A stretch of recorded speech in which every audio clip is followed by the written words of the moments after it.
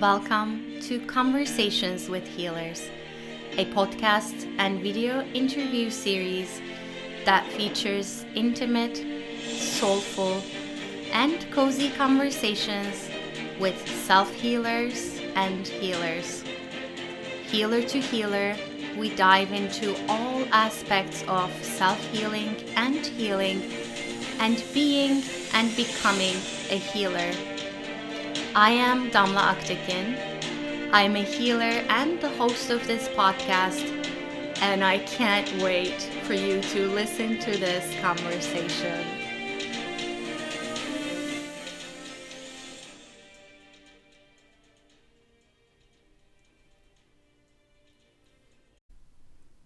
If you are new to this podcast, please take a moment to subscribe so that you can be aware of new episodes.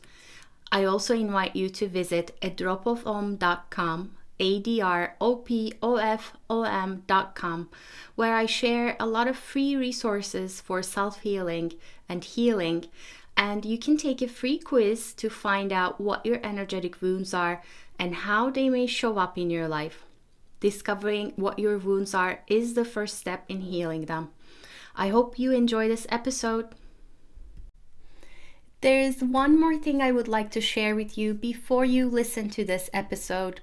I created a wonderful container to help you process the collective trauma of the pandemic and begin to heal your energetic wounds.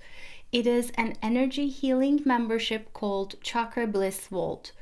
Every month, you will receive 3 new crystal healing sessions, plus you'll immediately have access to my entire energy healing recording library when you sign up. The membership is really affordable and will continue to be so. You can find out more about it at adropofom.com, adropofom.com. I invite you to make your healing a priority and invest in your well-being by becoming a Chakra Bliss Vault member. Hello, everyone. This is Damla with A Drop of Om, and I'm so delighted to have Julian Crosson-Hill here with me. And Julian is a spiritual life coach, human design specialist, which I'm so excited to talk about, yoga teacher, tarot reader, and a teacher of the Goddess spirituality. Welcome, Julian. Hey, welcome. Thanks for having me. I'm really excited to be here. And I love starting with what your story is, meaning what in sort of big brush strokes led you to where you are now and to be doing what you do. Yeah, absolutely. So I've always been involved in spirituality. I really, embraced goddess spirituality and Wicca at an early age and got very involved in that community for a long time. But I've been a software engineer for, 25 years. And during my engineering career, I always was teaching workshops on spirituality, doing this work, as a side thing, often for free. And it just occurred to me one day that, maybe I should be like, maybe this is really my calling and the reason that I'm here, the work that I'm meant to be doing, and that I should start finding ways to start to do that more. And so I started by studying yoga, and I started teaching yoga. And through teaching yoga at various studios, I got asked to teach things on tarot and other topics. And then one of the people I knew said, you'd be a great coach. I want to hire you to be my coach. And I had never really looked at life coaching before, but my human design type is a manifesting generator, and our strategy is wait to respond. So something about that like kind of lit something up inside of me. And so I started looking into life coaching schools. And that's kind of, I got interested in coaching, went to school for it, and kind of moved my business more in the coaching direction. I mean, I still teach and, and I coach as well. So you did mention human design and you mentioned your type. I know from what the internet tells me, I'm a projector, a splenic projector. If that makes sense. But for those of us listening who know nothing about human design, can you explain what it is and how it works? Yeah, absolutely. So human design is a system that was delivered to Ra Uruhu in 1987 during a supernova. And so he heard a voice that he just called the voice, and it gave him this system. And human design teaches us that there's sort of three parts of our form. And human design is all about understanding how our form operates and how we interface with the quantum field. So there's our magnetic monopole, which is meant to be the driver of our vehicle. It's that like spiritual, some people could call it the soul or the higher self, but it's what sort of pulls us towards experiences and opportunities that are aligned for us. And then there's the design crystal, which creates our physical form, and it creates all of the energetic circuitry in our form and how it operates. And then right before we're born, the personality crystal comes in, and it forms our conscious personality and how we sort of show up in the world. But it's really meant to be the passenger. People always want to like think through decisions and do everything with the mind. And human design teaches that the mind is not the best evolved apparatus for making the most aligned, energetically aligned decisions for us, that we all have an inner authority. And you mentioned being a splenic projector. So your inner authority is splenic authority. And so we don't use the mind as the authority, we use our inner authority. And it deals a lot with like getting in touch with the body and finding the body's own inner wisdom. And human design is all about really understanding what our personal narrative is, what is the story that we tell ourselves about ourselves and about how the world works, and what are the ways that that personal narrative is filtering the potential possibilities of the quantum field so that we don't see certain things as being possible, even though they are for us. What I'm curious about is, first of all, it's interesting to me on so many levels. From what my little understanding is, that there's a little bit of astrology there, there's some chakra wisdom, there's some Chinese wisdom there. But I'd love to know what drew you to it. How did you know? And also, what did it tell you about yourself? With Yeah, absolutely. So I first heard about human design in my advanced life coaching class. Our instructor devoted one class to alternative techniques that coaches might use, and she talked about a lot of different things. NLP being one, Strength Finder, different personality assessments that get used in coaching, and human design. And she just really briefly mentioned human design, and for some reason I was obsessed. Like, it just really spoke to me on a soul level, and I was like, I have to find out more. So I took some classes with the International Human Design School, including Living Your Design. And then I studied with Randy Lee, who's a coach who teaches a human design course, and then eventually moved on and got certified in quantum human design with Karen Curry Parker. And for me, what it really taught me was all the ways that I was working in a way that wasn't optimal for me. And that a lot of the things that I was finding frustrating in my life and in my business were because I was working in a way that isn't aligned for me. So I'm a manifesting generator. And so our strategy is to respond to things in the environment, not to initiate things. And if growing up, my father, who was also an entrepreneur, was always like, you've got to get out there and make it happen, go out and do it. And it was all about initiating and doing all of these things. So my whole life, I'd grown up trying to model that and just really being frustrated with it not working out for me. And so when I stopped trying to force things and really tapped into my design type and allowed things to come to me and allowed myself to respond to them, life just started to have a lot more flow and ease for me. And the other aspect of it is that manifesting generators, we're designed to multitask, and we're very multi-passionate beings. And I always thought it was something wrong with me. Like I was ADD, or that I couldn't focus because I had so many interests and I was doing so many things at once. I always thought that it was a flaw. And now I understand that it's a strength of my design, and I leverage it in my life and in my business. So it was really revolutionary for me to discover human design. when you say like you're sort of more waiting for that impulse versus initiating, can you give us the specific example of how you might receive an impulse? Yeah, so the manifesting generators and generators, where there's two generator types, we are defined by the fact that our sacral center is what we call defined in human design, which means that we generate a very consistent level and very high level of life force energy in our sacral center. And the way that generators move through life is that when things present themselves to them in the environment. Either someone asks them to do something, they read a news story, someone comments on social media, they have a sacral response. And that sacral response kind of makes a sound. It's like an aha or a nah. Um, and so when they feel that like energy in their sacral, that's like, yeah, that really excites me, sort of like when I first heard about human design, like that's how we respond, and then that tells us, okay, this is aligned for us, move forward, we can move forward and do this. And that's kind of how generators move through life, as opposed to like manifestors, who are actually designed to create new things and just go out and initiate. Or you mentioned being a projector, and projectors are about waiting for the invitation. They're really meant to be invited by other people to do things. Mm, mm.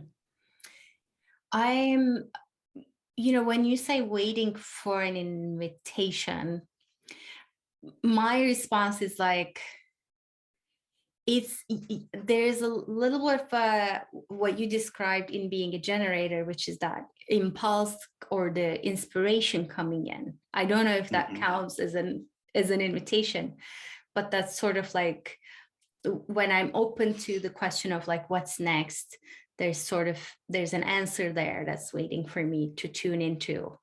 Mhm. And I know that has to do with, I know my intuition works with like that moment to moment guidance, if that makes sense. Does that relate to what you're discussing, like in terms of the invitation and Kind of. inspiration? Yeah, kind of. So you're a splenic, and splenic is about that like sudden pulse of intuition. So your authority is definitely based on that intuition, and authority sort of works with our strategy to decide what we're going to do. But projectors, what's kind of unique about projectors, and they're very unique type and kind of rare, um, is that they're really good at, like, because they have a lot of openness in their chart, they really like see people very, very deeply, and they really amplify and magnify other people's energy, which really allows them to like really like look at another person and see what's going on with them. And so they're really designed and optimized, like their quantum purpose is really to guide other people in like manifesting the energetic template of our time. They're really designed to be like managers and guides and advisors. And if you've ever given unsolicited advice, you know that people don't always react well to that. And so that's really what the wait for the invitation is about with projectors, is that they're waiting for the invitation to guide and advise and sort of work, you know get into someone else's energy and help them move forward, or guide and sort of help them, guide and advise them in manifesting their best life as well. So projectors need that invitation, because they really do get in there and they kind of like guide and advise. Yeah, I can speak to that. I don't like, I mean, occasionally I can feel into people's energy fields and sort of gauge what's going on. And um, I have to be really careful with friends and family in terms of not stepping on things too much or saying Yeah. something that I see. But I'd love to ask you, you know, I'm jumping from subject to subject, but when I found out about you, I have no idea how I found out about you, but the one thing that drew me to you was your website name, which was Priest of Inanna. And Inanna has a special place in my heart, but I want to know how you came to that name, what it means to you. Tell us a little bit about Inanna and what it means to be priest of Inanna. Yeah, absolutely. So I've been neo-pagan all of my life, which, basically just means that my spirituality isn't grounded in Christianity. And generally, I look to older traditions and older gods and goddesses. And Inanna, I've always been fascinated with the Sumerian culture. I was an art student with an art history minor as an undergrad, and Sumerian art was one of my particular passions. And I was always very drawn to the image of Inanna in art. And also growing up and, eventually coming out as a gay man, I really started to study what was the spiritual history of queer people. And Inanna had a priesthood that was largely made up of gay men in ancient times. And there's a lot of mythology around Inanna that has sort of connotations of, at least non-binary, if not queer. Like with her descent, Enki makes the beings that the Sumerian cuneiform actually says were neither male nor female, and they went and rescued Inanna from the underworld. And so I always saw Inanna as a particular patron goddess of LGBTQ people. And I just, between her, the art and the way she's depicted in Sumerian art and the many myths about Inanna, I've just always felt very, very drawn to her. And of course, as a neo-pagan, we don't have clergy because every person is their own priest or priestess because they access God themselves. They don't need a middleman like some other religions do. I love that. I think for me, when I first found out about the descent of Inanna, that was significant. So Inanna decides to go visit. I mean, there are some other things in the story, but she's going into the underworld where her sister Ereshkigal is the queen. And in order to go to underworld or the land of the dead, she needs to go through 7 gates, and she dresses up, of course, goddess-like, and at each gate she needs to leave one piece of garment, one piece of jewelry, and at the end she's completely naked. And to me, well, there are a few things. First of all, comparing that to the story of the Greek goddess Persephone, Inanna chooses to go into the underworld, to the darkness, versus Persephone was pulled into darkness.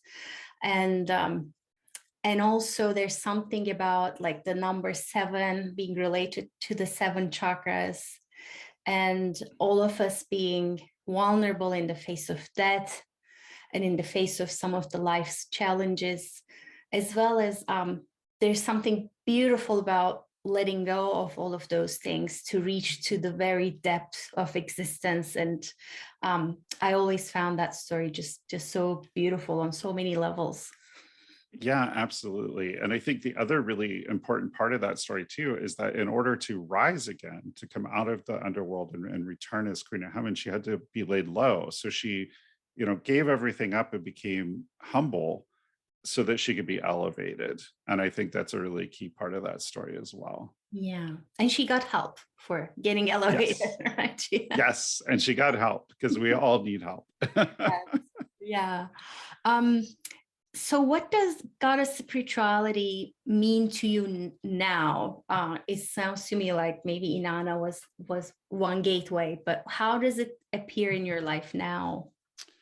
Yeah, so I still see myself as, I don't know if Wiccan still really meets the term, but I still definitely see myself as neo-pagan, and I really view divinity as sort of three-sided, if you will. Like there's the divine in like that it's all encompassing, it's genderless, it's formless. And, our human mind has a really hard time with that abstract vision of God, of it just sort of being out there and connected to everything and not really having any shape or form. So I still see divinity that way. But also, I see each of us as having a kernel of God inside of us. And it's, if you're formless and you have no form and no extremes, how do you sort of understand your own nature? Well, you have to create opposites. And so God and goddess sort of spring from that formlessness as a way to see the comparison of the two. And so I still really sort of see that triad of the all or the one or the infinite intelligence, and then God and goddess as being like other emanations of it. And so goddess spirituality, focusing particularly on goddess and the feminine, because I feel like we've moved that pendulum so far in our culture towards everything that's masculine, to the way we do business, the way most of us live, the things that we value. It's all super masculine. And so I think goddess spirituality is about swinging that pendulum back to the other side and really seeing the divinity in the feminine and finding that flow and that softness. Yeah. And it's interesting to me because it comes up in different ways. And sometimes there's the fierceness of the goddess. There's always there's the nourishing soft part, but then there's the fierce part as well that occasionally needs to come out and wants to come out. And that's okay too. Yeah, absolutely. I mean, goddess is, where it's not like where we have a separate evil deity and a good deity, because the goddess is really embodied in nature, and nature is both creative and destructive, and so is the goddess, and so are we as people. We have the both of the sides of personality, and so it's just sort of seeing more of ourselves in the divine, really. Um, Tell us about your work with spiritual coaching. And you mentioned that that was something you were sort of drawn to or pulled towards. And I know you talk about living a spiritually aligned life, as well as answering your unique calling. What do those mean, and how do we step into those things? Yeah, absolutely. So there's really sort of two parts.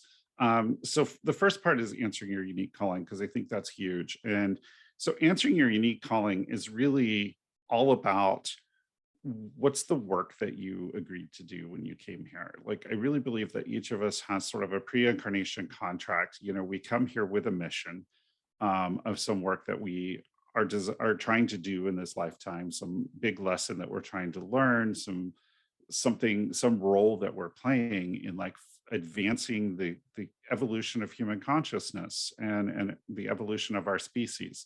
And so our unique calling is exactly that. It's that big mission. It's that thing that we're designed to do. And the word unique is in there because human design calls itself the science of differentiation. So human design is all about understanding what makes us different and unique, and really like leaning into that. And so the whole idea here is that there's this calling that you have, and you came here equipped with certain spiritual gifts and talents and skills. And your life, you've had certain experiences that have led you, like prepared you to really step into this role and into this calling and do it. And so if you don't, no one else can. Your calling is so like tailored to you that only you can really do it. And so my coaching is really geared at helping people step into that. And the three main ways that people do that is they really make their career their calling. People that work in not-for-profits and things like that, their work becomes their calling. There's people who do it on the side. They do something outside of their regular, like their career is what pays the bills, but their calling is really what they're doing with the rest of their time. And then there's people who start what I call soulpreneur, become soulpreneurs. And a soulpreneur is someone leading a spirituality based business. It's soul driven, it's answering their calling through their business. Healers, yoga teachers, tarot readers, coaches, all different people are involved in that. And so I mainly coach people who are either earlier in the process of really deciding figuring out what that calling is and how they're going to answer it, or the soulpreneurs. I coach them as well. And the spiritually aligned piece, the other piece of it is, if you're stepping into living this calling, how do you align your life spiritually in a way to really maximize your impact in the world? And so, obviously there's having a good spiritual core foundation, the daily practices that you do, journaling, meditation, whatever it is for you. And then there's also, we talk about alignment a lot in human design. So there's also that aspect of how do you use your design to help you move forward in answering this calling as well. So Um, I love that, in the sense that you broke it down into these three categories, because there's no one way of embodying that, obviously. And I fall into the healer, I'm all in category. Let me go all in, see what happens. But I think from my point of view, what I'm seeing and sensing into is because there's a calling, yes, there's something that wants to come forward, but then it doesn't end there. It keeps evolving and changing and refining in different ways. And I know you're an example of that too, in terms of like weaving different tools and methods into what you're doing. As you were describing at the beginning, like you were drawn to all these different things. I think it's important to tell people who are listening, who are sort of either interested in many things, or they feel they feel they haven't found their one thing yet. Some people are, geared towards finding one thing. Like there's no set way of doing this. Maybe your way is doing those many things, and maybe your way is sort of stepping into one thing and that's going to lead to another, and so on. So it keeps evolving and changing, and it's a beautiful journey that way. Yeah, absolutely. It is a journey and it's a process. And I think that your calling evolves over time too. So, when I was growing up, my mother, like her calling was really raising her children. And then when we grew up, she really sort of struggled to figure out what to do with the rest of her life because she didn't really like continue to like explore that journey of what was next for her and what her calling might be in her later life. And so, it is going to sometimes unfold very organically, and not everyone is designed to be like, this is it, this is the direction you need to go in and just be like laser focused. Some people are really designed to sort of like take a step at a time, and that's totally, totally valid and fine way to approach it. Yeah. Well, I'm a tarot reader as well. I love it. I'm curious to see how it plays into your coaching or human design. How does it come up for you, and where does it fit in? Yeah, so I haven't been reading in a long time. I kind of took a little hiatus from it. When I was in my 20s, I read primarily. I mean, that's how I paid my rent, was as a tarot reader. But um, I've started to sort of revisit it, and I'm teaching some in-person classes on tarot here in the Dayton area in the coming months, and I've started to sort of lean more into it. So the way I do readings now today tend to be a sort of a 50-50 tarot reading coaching session, because I'm pretty psychic. I can tell people, in a reading, things that I see, and I can hit things right on.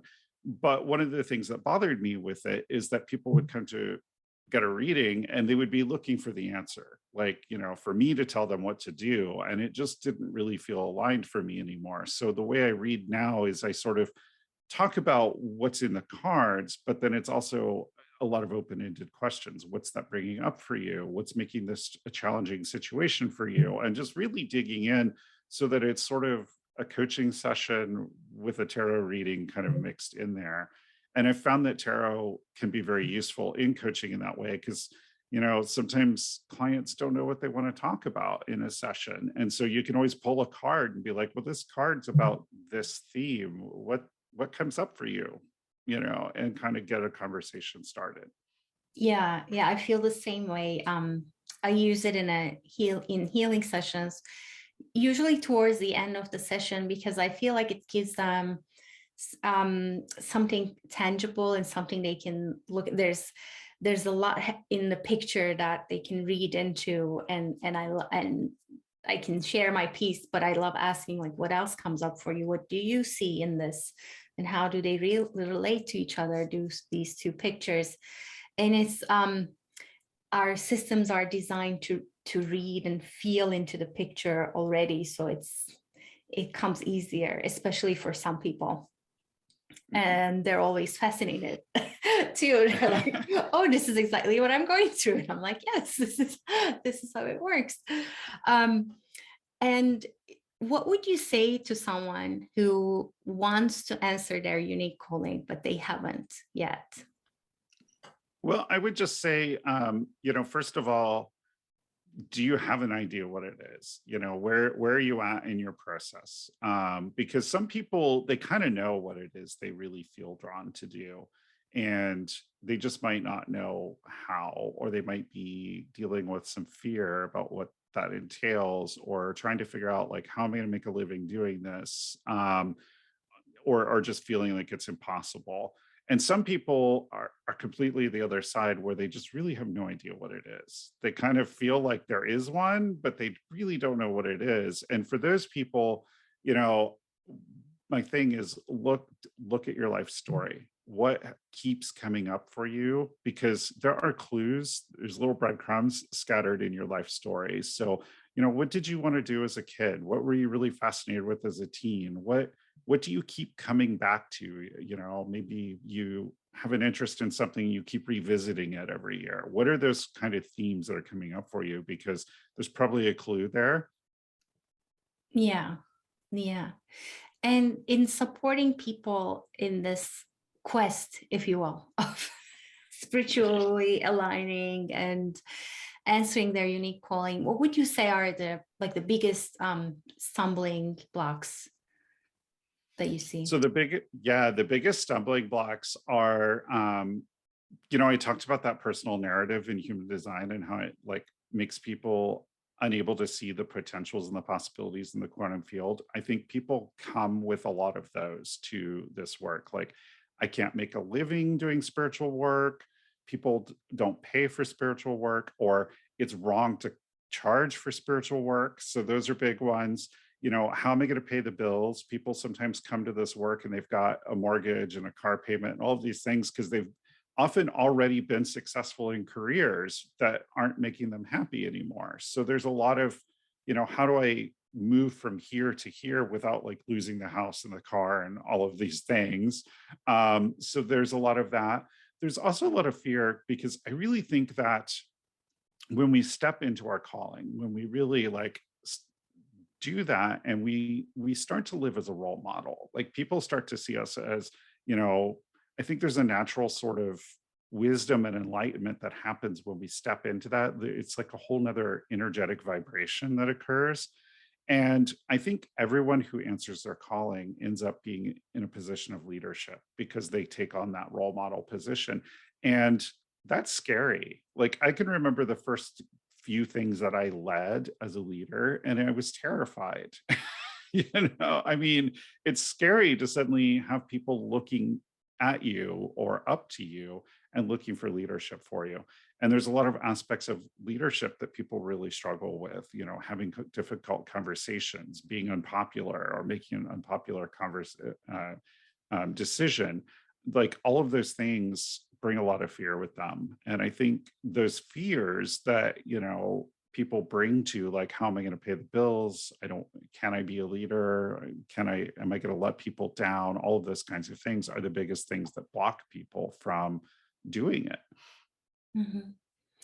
And in doing what you're doing, what are you learning about yourself? Wow, what am I learning about myself? I am learning so much about myself from like the human design perspective. When I first came to human design, I looked at it from a software engineering point of view, and I had a very left-brained understanding of human design. And as I've done this work more and more, the way I look at human design has really changed. The way I look at, what does human design do for you? What's great about human design, and in particular, what is the beauty in the thing that makes us unique from one another? And so that's really changed for me. And then I also think, just like as a coach, and I've been a leader in the software industry, I've been a leader in the goddess spirituality community, and now, like, sort of answering my calling and being kind of a leader in that space. I've learned a lot about leadership. I've learned a lot about guiding other people in being leaders, in stepping into that role and getting comfortable with the different skills and aspects of being a leader. So that has had a huge impact on me, because I think 2 years ago, if you'd asked me to teach leadership, I wouldn't have even known where to start. Like, I know how to do it, but I didn't know how to teach it. And so that's really been a huge change for me. And I think just the way I talk about my spirituality has changed. And I think ideas that I've had in the past from reading things like The Nature of Personal Reality by Jane Roberts, or How to Break the Habit of Being Yourself by Joe Dispenza. Like, I had an understanding of these concepts of like creating our own reality and manifesting and all of these things. But once I stepped into my calling and I started actively doing that every day, it really took on a whole different character for me. And it started to feel, it wasn't just something that I knew, it actually became something that I could do. And that was a big shift. And what does leadership mean to you in terms of, um, well, both from a female and male perspective? I'm thinking like, what does goddess leadership or leadership from a goddess point of view would mean? Also from a sacred masculinity point of view, what does it mean? Yeah, so I think the a balanced view of leadership that includes the feminine and the masculine means there's definitely a responsibility piece, and I think that's the masculine thing, like taking responsibility and ownership and being willing to sort of make hard decisions. And then on the other side, I've always viewed leadership as being a facilitator. Like, you're there to bring out the best in the people that you're leading. And that's really your role as a leader, is to, remove the barriers that are keeping people from showing up as their best self. And that's always how I view, like, even when I was a software engineering leader, I always viewed that with my team. I wanted to hire the best and smartest people, and then like make it possible for them to do their greatest work. And I was okay with not being the smartest guy in the room. Lots of them knew way more than I did, but I was there to sort of get them all pulling in the same direction. And I see spiritual leadership the same way, because often, it involves leading groups of people in communities or whatever. And so it's really about, how do we get all the best talents together, let them show up as their best self, and get them all pulling in the same direction, moving towards the same goal. And so on the masculine side, sometimes it's about making hard decisions and saying, no, we're not going to do that. That's not going to work well for the group. Sometimes it means pushing back on people outside of the group that are trying to interfere, and sort of being that like interference runner, or blocker for everyone that kind of keeps outside interference from getting in their way. And then on the sort of more feminine side, it's really about creating that consensus, creating that flow, and kind of being supportive and encouraging as well. So there's a lot of elements of being a good leader. Mm-hmm. um, I'm curious about, we talked a lot about human design and there's a lot of offerings and people out there who do this with like different titles. There's personal human design, there's business human design. Some people talk about looking at like a year ahead. Where should someone who's curious about this start? And then what's next? How does it work? How do we get into this? Yeah, so there's a lot of different ways that you can start. So the number one way that I think to start is to learn about your type, strategy, authority, and profile. So I call those the three keys of human design, because they're really going to address a lot of the key issues in your life. Your type and strategy is going to tell you what your energetic type is and how to best like decide what to do. Your authority is going to sort of help you modify that to like, yeah, this might feel aligned and right for you to do, but is it the right timing? And those kind of help you align with divine timing. And then your profile deals with what your karma or your purpose in life is, whether it's transpersonal or interpersonal or just personal. Whether you're going to learn the greatest lessons in life personally through like personal experience, or whether you're going to learn the greatest lessons in life through relationships and networks with other people. And so those three together really form like the key foundation of really understanding your design. And there's a couple ways that you can go about exploring that. You can pull a free chart online and then just kind of research it. That could be a little tedious, and of course you don't always know if the person you're reading is really knows what they're talking about. You can take a class from any of the human design organizations or coaches or teachers out there, or you can do a human design reading from a human design consultant, and there are a lot of them out there. So a class is going to be, they're going to paint with broader brushes. So you're going to learn all 5 types, and there's obviously they're going to spend less time talking about your type. And depending on if the class is interactive or self-paced, you may or may not be able to ask a lot of questions. In a reading, you're going to work one-on-one with someone, and they're going to pull up your chart for you and really like guide you through, like, this is your type and strategy, this is your authority, this is your profile, and this is what they mean. And they're going to ask you things about, like, how does that resonate for you? How has this shown up in your life, or how have you experienced this? And kind of be able to give you some additional insight.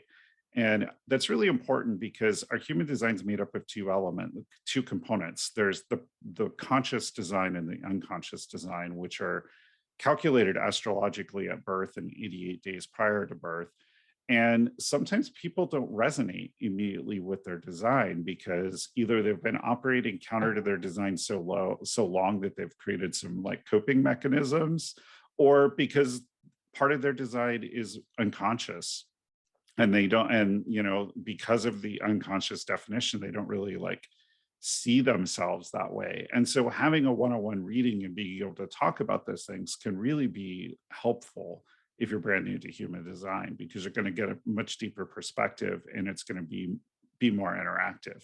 But any of those methods will get you the same, will get you to that goal. It's just how quickly will you get there.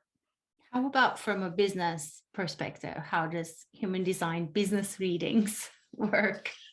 Yeah, so in a human design business reading, what we do, like, so I do a human design business reading as one of my offerings, and what I do is it's an hour long, and I pull the person's chart, and then we have a one-on-one Zoom call, and we sort of talk about what are their challenges in their business, and then we talk about what their human design says about how they can sort of overcome those. So, for instance, if someone's really having a hard time creating content and doing marketing, then we might look at the human design and look at like their throat center, and like, how is the throat center defined or undefined? Because that's going to really affect how they speak.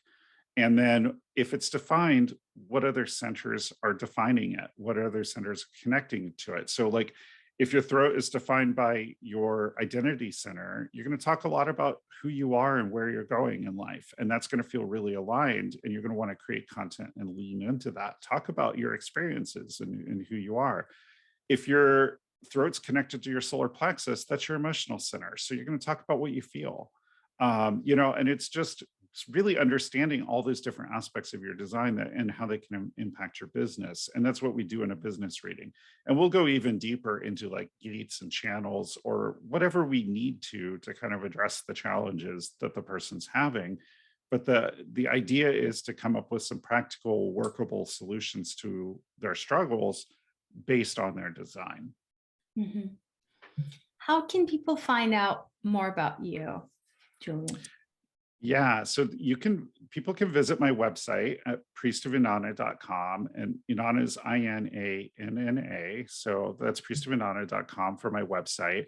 I also have my own podcast called Answer Your Unique Calling, and they can find that on Google, Apple, Spotify, all the major podcast networks. And I also am on Instagram under the ID Priest of Inanna as well.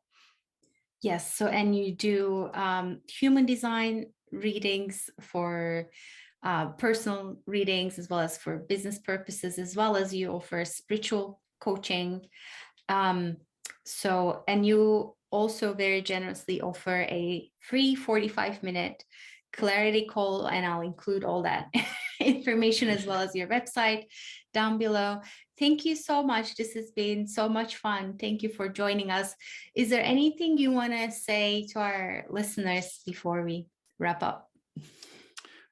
Just celebrate your uniqueness, and because that's really what makes you, Karen Curry Parker says, you are the product of a once in a lifetime cosmic event. And I totally believe that that's true. And so that's what makes your calling unique, is all the ways that you are unique and wonderful and different. And so embrace that and celebrate it. Beautiful. Thank you so much. Yeah, thank you. Thank you so much for tuning in and listening to Conversations with Healers. If this episode spoke to you in any way, please leave a review or comment, like or love it, and share it with others in your life. This is a true soul love project from my heart to yours. I really appreciate your help in spreading the word. If you haven't already, don't forget to subscribe and check out other episodes to listen to some extraordinary healing stories and advice. Have a beautiful and wonderful day.